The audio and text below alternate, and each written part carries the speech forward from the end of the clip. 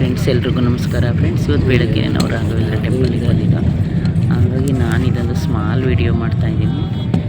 ಇವತ್ತು ಗುರುವಾರ ಫ್ರೆಂಡ್ಸ್, ಇನ್ನು ನಮ್ಮದು ದರ್ಶನ ಆಗಿಲ್ಲ, ಸ್ನಾನ ಇಲ್ಲ. ಸುಮ್ಮನೆ ನಾನು ರೋಡಲ್ಲಿ ಬರೋ ಟೈಮಲ್ಲಿ ಒಂದು ಸ್ಮಾಲ್ ಆಗಿ ವೀಡಿಯೋವನ್ನು ಮಾಡಿದ್ದೀನಿ ನೋಡಿ ಫ್ರೆಂಡ್ಸ್. ಇವತ್ತೆಲ್ಲ ನಾನು ಹೊರಗಡೆ ಆದರೆ ಫ್ರೆಂಡ್ಸ್, ಇವಾಗ ನೀರು ಸ್ವಲ್ಪ ಕಮ್ಮಿನೇ ಇದೆ, ಜಾಸ್ತಿ ಇಲ್ಲ. ಎಲ್ಲ ಟೈಮಲ್ಲೂ ನೀರು ಜಾಸ್ತಿ ಇರ್ತಾಯಿತ್ತು, ಆರಾಮಾಗಿ ಬಂದು ದರ್ಶನ ಮಾಡ್ಕೊಂಡು ಹೋಗ್ಬೋದು ಫ್ರೆಂಡ್ಸ್. ನಾನು ಗುರುವಾರನೇ ಬರಬೇಕು ಅಂತ ಅಂದ್ಕೊಂಡಿದ್ದೆ. ನಾವು ನೈಟು ಬೆಂಗಳೂರನ್ನ ಬಿಟ್ಟು ಈಗ ಬೆಳಗ್ಗೆ ಒಂದು 7 o'clock ನಾವು ಮಂತ್ರಾಲಯಕ್ಕೆ ಬಂದಿದ್ದೀವಿ ನೋಡಿ ಫ್ರೆಂಡ್ಸ್. ನಾನು ಇವಾಗ ಸ್ಮಾಲ್ ವೀಡಿಯೋ ಫಸ್ಟಿಗೆ ಬೆಳಗ್ಗೆನೇ ಸುಮ್ಮನೆ ಹಂಗೆ ಒಂದು ವೀಡಿಯೋ ಮಾಡಿದ್ದೀನಿ ಫ್ರೆಂಡ್ಸ್. ಇನ್ನು ನಮ್ಮದು ಸ್ನಾನ ಏನೂ ಆಗಲಿಲ್ಲ, ಪೂಜೆ ಏನೂ ಆಗಲಿಲ್ಲ. ಅದಾದಮೇಲೆ ಫ್ರೆಂಡ್ಸ್ ನಾನು ವೀಡಿಯೋನ ಹಾಕ್ತೀನಿ. ಆದರೆ ರಾಘವೇಂದ್ರನ ದೇವಸ್ಥಾನಕ್ಕೆ ಬಂದರೆ ಒಂಥರ ಸಮಾಧಾನ ಆಗುತ್ತೆ ಫ್ರೆಂಡ್ಸ್.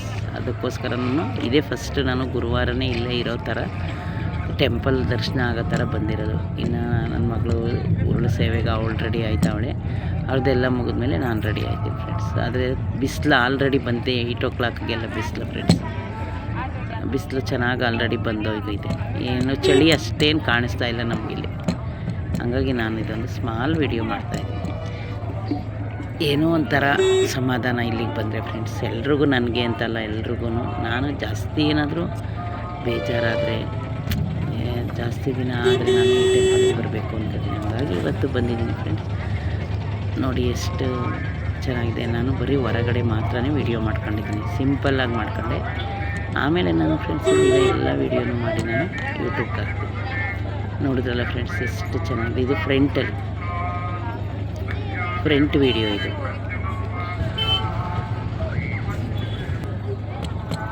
ನಾವು ನೈಟ್ ಬಂದಿದ್ದು ಫ್ರೆಂಡ್ಸ್. ಅಲ್ಲೇ ಬೆಂಗಳೂರು ಬಿಟ್ಟಾಗಲೇ ನಮ್ಮದು 12 ಗಂಟೆ ಆಗಿತ್ತು.